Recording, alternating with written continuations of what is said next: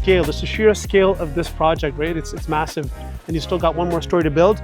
When you're framing, the best practice is to put up some braces to kind of support the wall, to hold the wall up so that way it doesn't kind of move, shift. We're still in the midst of framing. So the concrete pad has already been laid. All the plumbing rough-ins have already been completed. As you guys can see, the plumbing, it was unique in nature because back then the garden suite permits wouldn't be issued the same time as the main building. So here we've kept the existing single family dwelling. So let's show you guys a little bit of a trench work here. So here we got the trench. This is a lot of work, guys. A lot of work to dig this out manually. You cannot bring in machines. It's very difficult. Here you've got nice 12 feet ceilings, guys. 12 feet. Take that in. Hey guys, we're here at our project by the beaches. It's going really well. Beautiful area, beautiful day, by the way, to be working outside framing. It's not too hot, not too cold. So our boys are there right now. They're at the process of right now framing. We've done the second floor. They're putting up some of the walls on the third floor. Let's just go see what's happening inside. It used to be a single family home before initially. And then our client went through a process through the city, which was basically, instead of a severance, they were joining them together to make a semi, essentially. So they've converted a single family home now into a joint dwelling, which is a semi now. But you guys can see the scale, the sheer scale of this project, right? It's massive. And you still got one more story to build.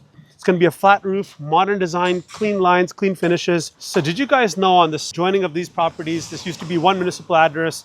Now it's still that one address, but one is going to be called A, one is going to be called B. So now, because the properties are joined together, address is the same number on the street, but building A, building B, and then the units inside are just individual units. Those are standard unit 1, 2, 3, 4, and you'll call one the garden suite. So we're here on the second floor right now, guys. You'll see this is the concrete block wall that we've got here for the fire separation. And this separates this unit, let's just say building A, from building B, basically is what's happening over here. We're now getting ready, getting set to start putting up the joists for the third floor.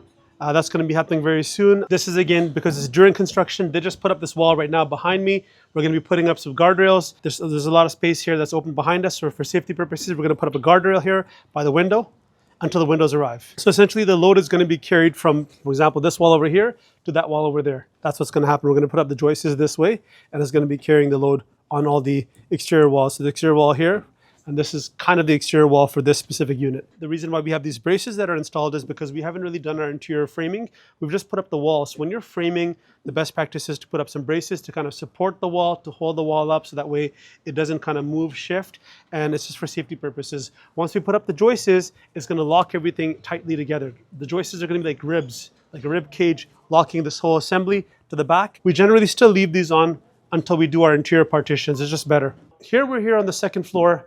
The joists, as you can see, they're all done, right? It's a replication. They're working on the joists on that side. And you can see the load is being now bared on the sides over here. The next step is the third floor, which they're going to start setting up momentarily and just finish off some of the odd loose ends over here. Let's go upstairs to see what's happening just real quickly, just for a quick brief moment. So as you guys can see, this just got set up and it is still in the process of being set up. We're still waiting for some more plywood that's going to get installed over here. So you'll notice we haven't really done any guardrails here as of yet because we're still in the midst of framing. All right, guys, I'll show you the back, give you a little tour in terms of what's happening with the garden suites. Walking at the side. The side's going to be all aluminum cladding. It's all metal siding on the sides and the front of this home, actually. It's all metal. This whole house is metal siding. So we've got all the lumber situated here. We're ready to go. And we're going to get this started very soon. So the concrete pad has already been laid. All the plumbing rough-ins have already been completed. As you guys can see, the plumbing drains are poking out of the concrete over here. So this is ready to go. It's going to be 2 identical garden suites here, just like the homes behind us where the camera is. So here you're going to have, again, a semi-detached garden suite set up here, the same way the house is. So guys, this is more appealing to someone who would be interested in living on the ground floor where they don't want to take too many steps to get up to, this is if it's an elderly person. They don't want to live here because this is the ground floor, guys. A lot of people don't want to go up on the 3rd story, 2nd story. This is it. This is for you.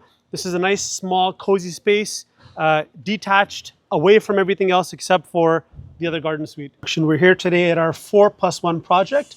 This project is now fully completed. You guys have obviously seen some of the videos. It was unique in nature because back then the garden suite permits wouldn't be issued the same time as the main building. So here we've kept the existing single family dwelling, meaning that we have not added any addition.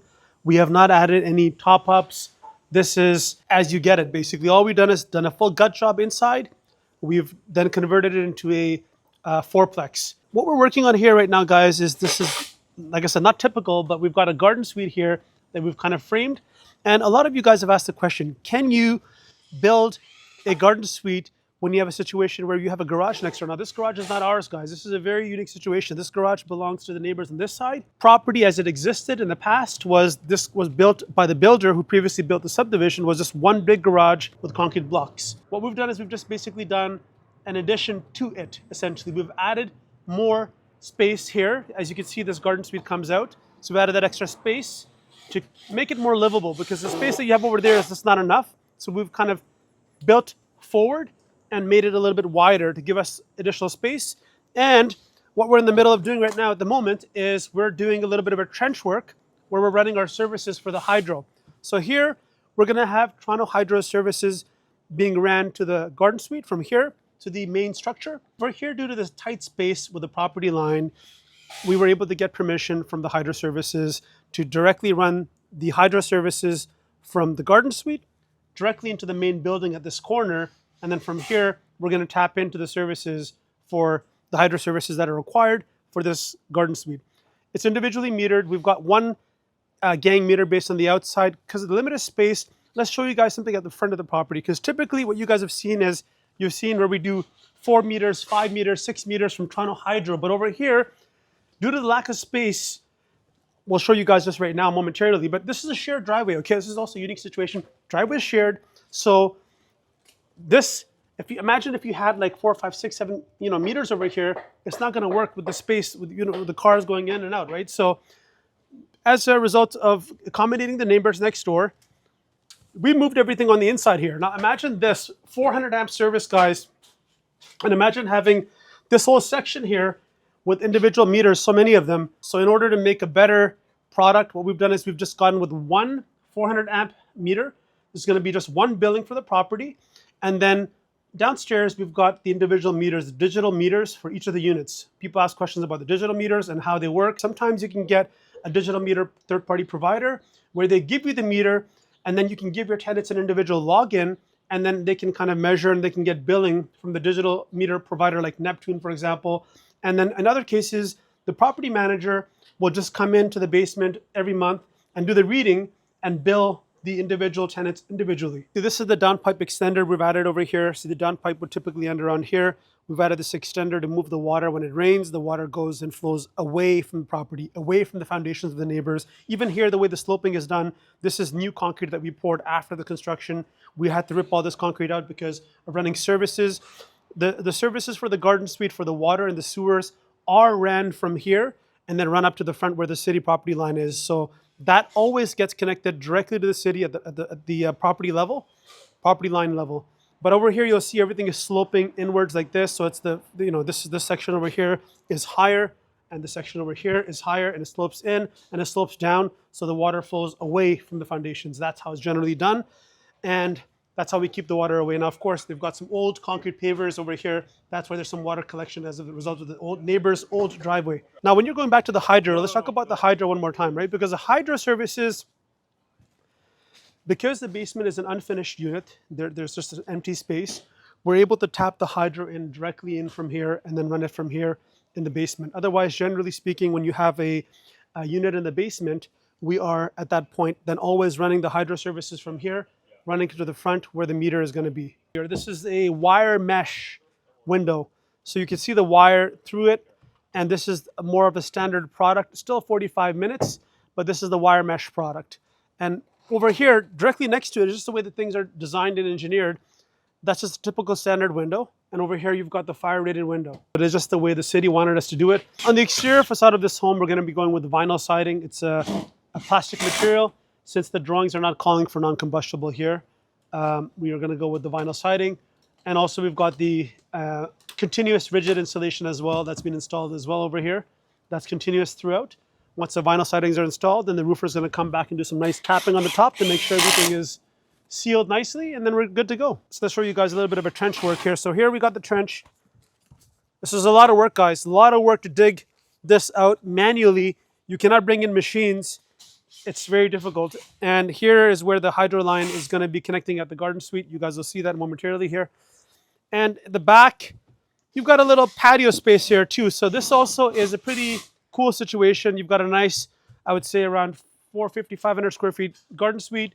You've got your own private, space here. This is going to be grass eventually. We're going to backfill this. And you've got a side door as well to go in from here. When you're inside here you've got nice 12 feet ceilings, guys. 12 feet. Take that in. Nice big windows, natural light coming in. But 12 feet is the thing over here. Over here, this is the old garage, guys. This is the old pillar of the garage that used to exist previously.